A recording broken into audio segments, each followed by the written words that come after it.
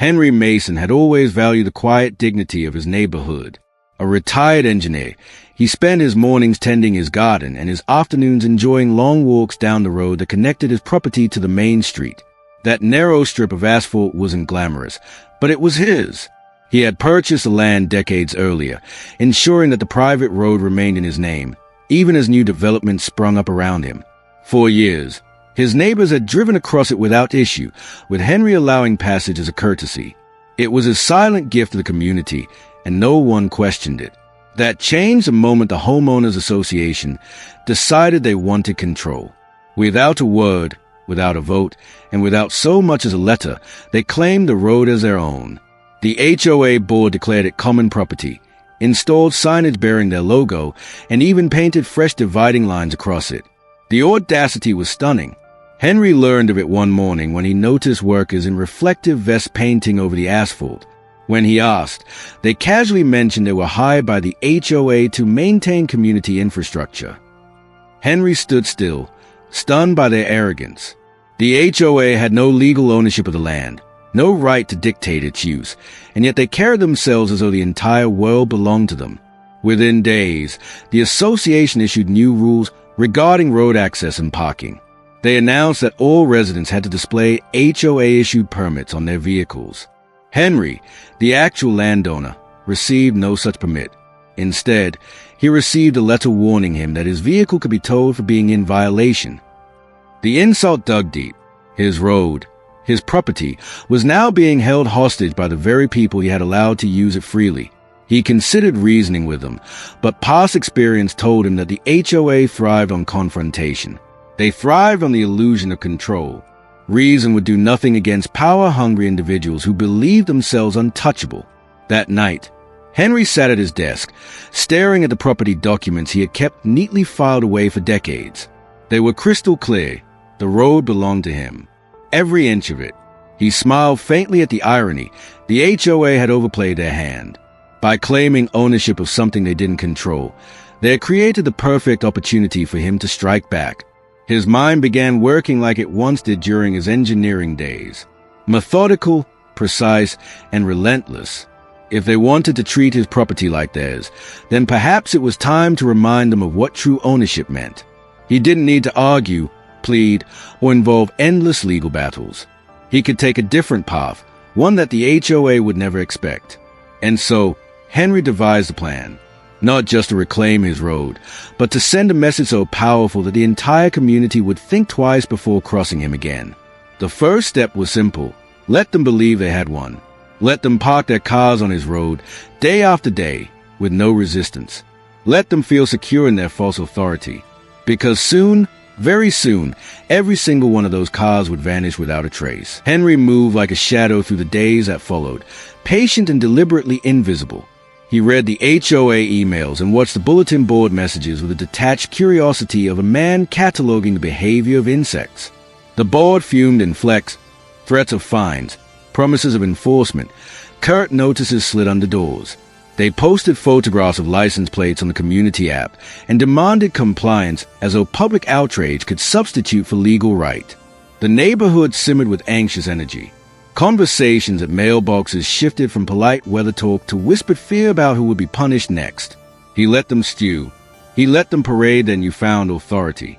Cars came and went as they always had. Sedans, SUVs, a gleaming pickup that belonged to the HOA president himself. They parked with the confidence of people who had mistaken loudness for legitimacy.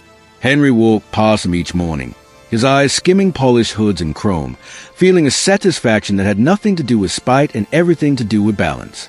For weeks he sketched in the margins of his notebooks, the old engineer's instinct to map, to anticipate, to leave nothing to chance. He calculated timings and patterns, but never in a way that could be mistaken for instruction. His plans were not about destruction. They were an exercise in reclamation. He wanted the message to be loud and irrefutable. You do not take what is mine without consequence. The execution would be surgical, precise, and, above all, impossible to ignore. Then, overnight, it began. One by one, cars that had been trusted to the authority of the HOA simply were not there at dawn. The first missing vehicle was a compact sedan owned by the woman who chaired the architectural committee, a woman who had been especially vocal about permits and penalties. Her driveway was empty, and her complaint thread began with confusion that ripened into panic. By the time neighbors had staggered to their windows and checked their own parking spots, 3 more cars were gone.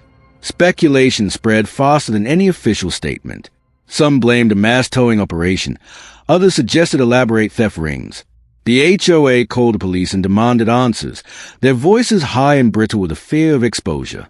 Social media lit up with selfies taken in front of empty driveways and screenshots of furious messages exchanged with the board. The narrative hardened into a single, undeniable fact. Something had happened on Henry's Road, and the HOA had lost control of the situation they had tried so hard to orchestrate. They held emergency meetings in the clubhouse, their faces pale beneath the fluorescent lights. Accusations ricocheted, internal sabotage, rivals within the community, vendettas. The president paced and pointed, as if righteous indignation could summon back metal and glass. Yet every assertion the board made seemed to only widen the gulf between their words and the truth. They had declared ownership of something they did not possess, and now their authority was collapsing under the weight of its own absurdity. From his porch, Henry watched the fallout like a man observing weather patterns. Neighbors who had been complicit in the HOA's overreach found themselves exposed, embarrassed, and oddly vulnerable. Some came to him with tentative questions, seeking calm facts that he refused to provide. Others offered awkward apologies that Henry received with a quiet, unreadable face. He did not gloat. This was not about triumph. It was about resetting a ledger that had been allowed to go unpaid for far too long. By the 3rd morning, the story had a name on everyone's lips: the Great Vanishing.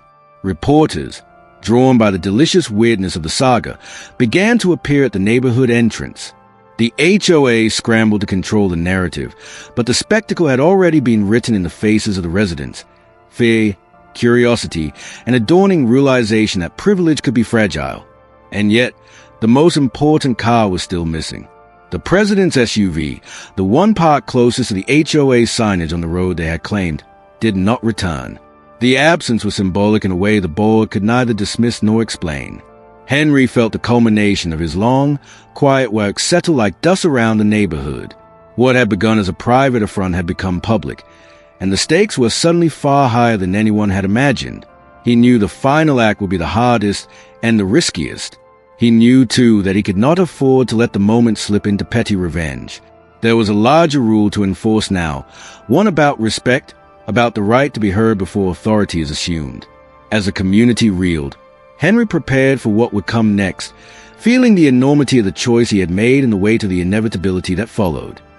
By the time a week had passed, the neighborhood was in chaos. The once orderly streets were filled with uneasy stays, whispered conversations, and the constant presence of police cruisers crawling slowly past driveways. The HOA, once so confident in its dominance, now appeared fractured and desperate. Their meetings devolved into shouting matches. Their threats carried no weight, and their reputation, both within and outside the community, had been reduced to a punchline in local news reports. The missing cars had become legend. Some residents clung to the belief that they had been stolen by professional criminals, while others speculated about elaborate towing conspiracies. Yet, in the midst of this confusion, the one person who held the truth never spoke. Henry remained silent, content to let the speculation fester and grow. He had no need to brag or explain. His silence was more damning than any declaration could have been. Every morning, he sat on his porch with his coffee, watching as residents drove by in borrowed vehicles or called ride shares to work. His road, was quieter than ever. The sight gave him a satisfaction that was both subtle and profound. He had not needed to shout, argue, or fight. He had simply acted, and the result spoke louder than anything else could. The turning point came when the HOA president, stripped of his usual bravado, stood before the community at an emergency assembly. His SUV was still missing, and the humiliation had broken his once unshakable confidence. His words, though meant to rally, carried none of their old force. He demanded cooperation, threatened legal action, and tried to reassert the HOA's authority. But the residents no longer listened. They had seen too much, endured too much, and they recognized the futility of obeying rules enforced by those who couldn't even protect their own property. Behind the scenes, Henry had been careful. The cars had not been destroyed, vandalized, or sold. They had simply been relocated, hidden away in places only he knew. Abandoned barns, long-forgotten lots, and stretches of land that no one ever thought to check. His training and methodical mind ensured that no trace could lead back to him. It wasn't malice that drove his actions, but principle. He wasn't interested in hurting his neighbors, only in making them, and especially the HOA, understand. The final blow came quietly. A set of envelopes appeared in the mailboxes of the board members. Each contained copies of the original property documents, proof beyond doubt that the road legally belonged to Henry Mason. Alongside the papers was a simple message, typed in block letters. You took what was not yours. Now you know how it feels. The effect was immediate and devastating. The HOA board resigned en masse within days, their credibility shattered. The residents, though still confused and unsettled, felt a strange relief. The oppressive weight of the HOA's overreach had lifted, and though the mystery of the vanished cars remained unsolved, the lesson was undeniable. Henry watched it all unfold with quiet satisfaction. His road was his again, free from the false claims and arbitrary rules of those who had tried to control it. He had shown them that arrogance has limits, that power built on nothing crumbles at the first real test. Weeks later, the missing cars began to reappear, one by one, returned without explanation to their rightful owners. No one asked questions, and no one dared confront him. The community had learned that some boundaries are not to be crossed, and that silence can be more powerful than noise. Henry returned to his walks, his garden, and his quiet routines. The neighborhood was calmer now, humbled by an experience they would never forget. And though they might not speak of it openly, every resident knew the truth. The man they had underestimated was not to be trifled with. The HOA had taken his road without asking. Henry Mason had answered in kind, by vanishing every one of their cars. Which country you watching for my video? Do like, subscribe for more story.